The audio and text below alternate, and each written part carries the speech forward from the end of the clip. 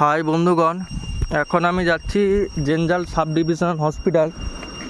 তো হসপিটালটা এত জঙ্গলের ভেতর আছে, জানি না কি করে যাব।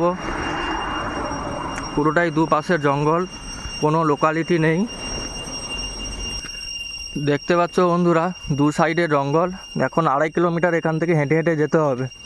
কোনো গাড়ি, টোটো, রিক্সা কিছুই চলে না।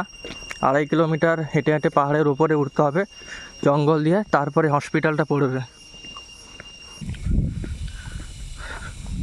দেখুন বন্ধুরা, প্রায় অনেকটা চলে এসেছি। এরপরে এই উঁচুতে উঠতে হবে, পাহাড়ের উপরে উঠতে হবে অনেকটা। সঙ্গে থাকুন, ভিডিওটার সঙ্গে থাকুন, আপনাদের দেখাচ্ছি। দেখুন বন্ধুরা, এইখানে দুটো রাস্তা ভাগ হয়ে গেছে। কোন দিকে হসপিটালটা বুঝতে পারছি না, আর আশেপাশে কেউ নেই যে কাউকে জিজ্ঞাসা করব। আশা করি এই দিকে হসপিটালটা পড়বে। এই দিকে যাওয়া যাক, না হলে আবার রিটার্ন আসতে হবে। দেখুন বন্ধুরা, আগে দুটো মুরগি দেখতে পেয়েছি। দেখতে পাচ্ছ তোমরা, দুটো মুরগি। ভাবছি একটাকে ধরে নিয়ে পালিয়ে যাব। দেখুন বন্ধুরা, প্রায় পৌঁছে গেছি Jinjal sub divisional hospital, west Garo hills, Jinjal, Meghalaya.